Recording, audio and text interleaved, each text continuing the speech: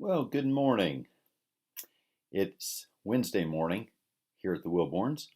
I'm doing this in my home study today, rather than up at the church where I've been doing these readings for the children and for the parents. And hopefully you found these to be useful.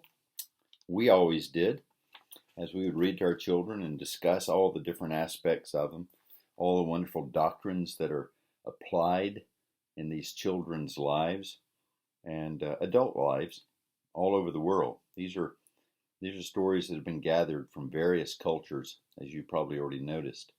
So today, I'm actually, because I'm here at home, I actually pulled Building on the Rock, Book 2, off the shelf, since Book 1 is up at the church, where I've done the last couple. And I want to pick up reading here, and this one's called The Swiss Farmer and the Lord's Day. Excuse me. The Swiss Farmer and the Lord's Day. In the fertile valley of Emmenthal, in Switzerland, lived a young farmer. Golden grain swayed in his large field. Ready for harvest on a Sunday afternoon, the farmer noticed dark clouds gathering around the tops of the mountains, and the nearby mountain stream swelling its banks. He quickly called his farmhands together. I want you to get as much of this grain in the barn as you possibly can before the storm strikes. If you can manage to put 1,000 sheaves away, I'll pay you extra. The men nodded and began to move toward the barn to get their scythes, but they were stopped by an old woman's voice. They turned and saw their boss's grandmother hobbling toward them with the help of 2 crutches. She was a kind lady, about 80 years old. God had put the fear of his name in her heart, and she had great respect for him and his commandments. John, she said, with tears streaming from her eyes. As long as I can remember, I've never seen an ear of corn harvested on the Lord's Day, and yet we have always been loaded with blessings and never come short. So far the year has been very dry, so what harm can a little rain do? Besides, God gives the rain, the grain, and the grain as well, and we must receive things as God sends them. John, do not desecrate this holy day. By this time, the farmhands had gathered around John and his grandmother. The older men understood the wisdom of her advice, but the younger hands laughed and said to each other, That's old-fashioned. Things have changed. We know better than those old folks did. Grandma, said John, all new things must have a beginning. I really don't see anything wrong with this. God doesn't care if we spend the day sleeping or working. I think he'll be glad to see the grain safely in the barn rather than rotting in the fields. And what if it rains all week? My dear young man, persisted his grandmother, all things are in God's hands.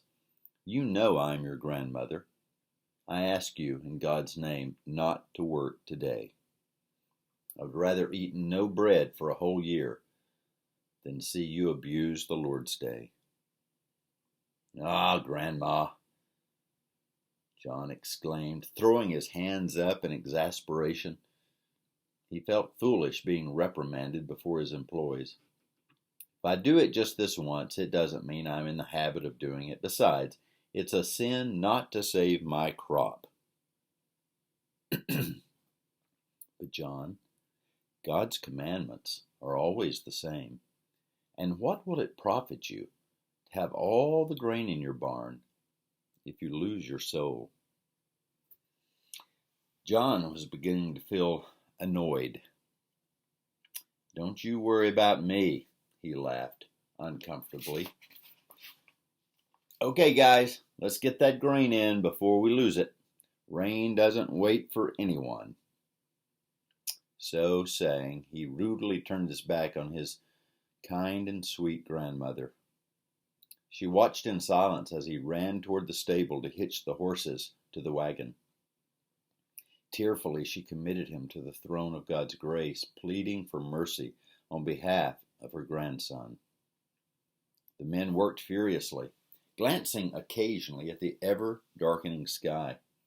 When the last sheave of grain was put in the barn and the first drop of rain fell, the men wiped their damp brows, congratulating one another.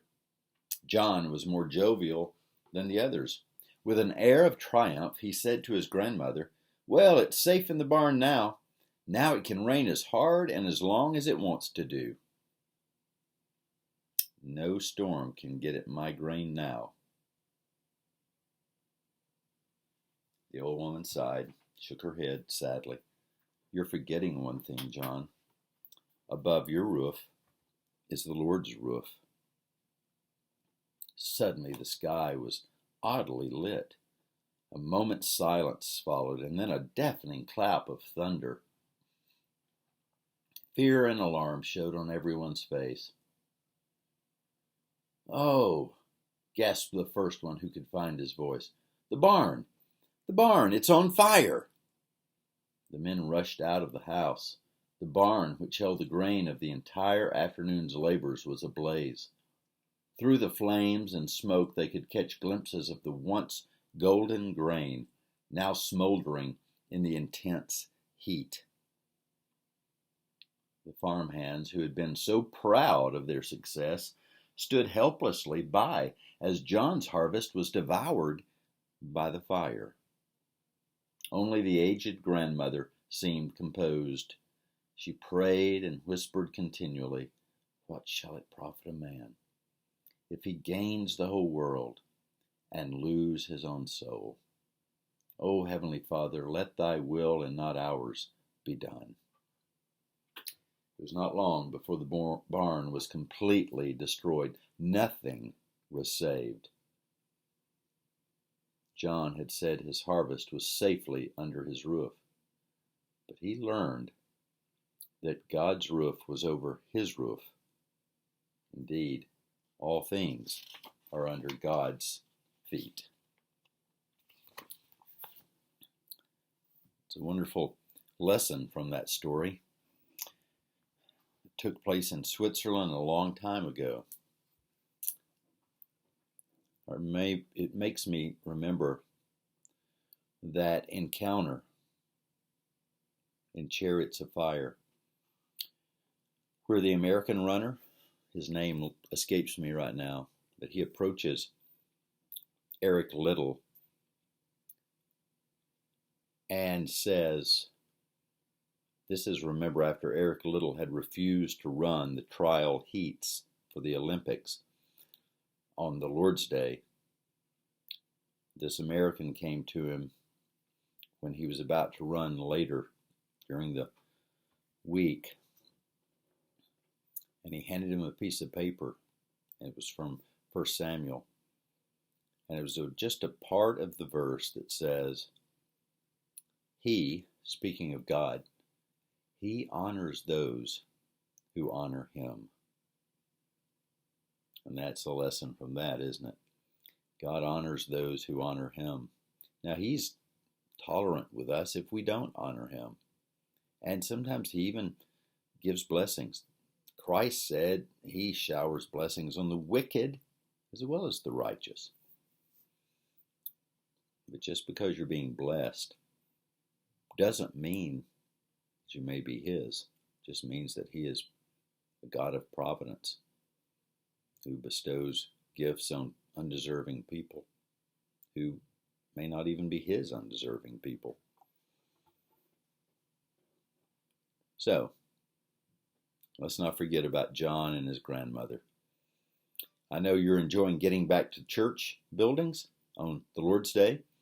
I don't get to see a lot of you because many of you are on the Sunday evening schedule, but I get to see the folks in the 9 o'clock and 11 o'clock services. And we're praying, looking forward to the day that this changes enough to where we can see each other morning and night. Well, until then, Take care. Don't forget to pray for Boaz Whaley, who's recovering from the accident he had with his eye yesterday. And I'll have more information later today and send an email out to let everyone know. Until we're together, God bless.